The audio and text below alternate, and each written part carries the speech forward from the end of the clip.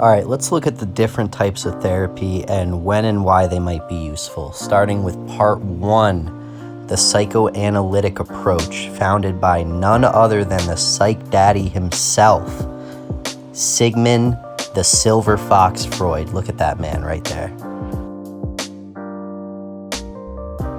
So this is the style of therapy that most people are used to seeing in TV and movies.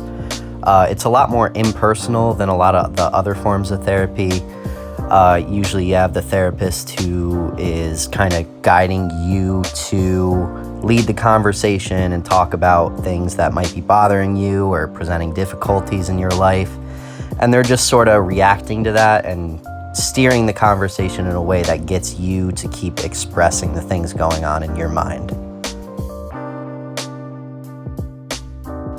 So the goals of a psychoanalytic therapist is pretty much to kind of dig into your past and try and explore why you might be acting the way that you are, why you might be having the difficulties that you're experiencing.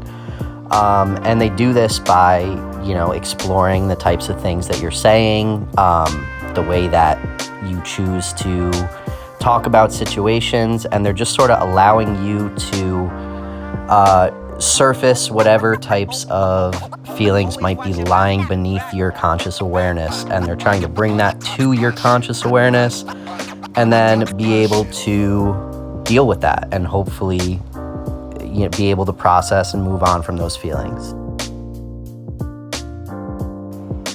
So the real benefit of this approach is that it can be really useful for individuals who are suffering from traumatic experiences. Whether they're aware of it or if they're unaware of it, this can help to kind of process the feelings associated with that trauma and hopefully be able to move on from that. Some of the problems with this approach are that it can be really hard to connect with somebody when they're just kind of trying to probe you and analyze you. It can be hard to establish that kind of good connection with a therapist. A lot of the content can be very, questionable and outdated, like the idea that all boys just want to have sex with their mom. That's not exactly something a lot of people are fond of thinking about, especially today.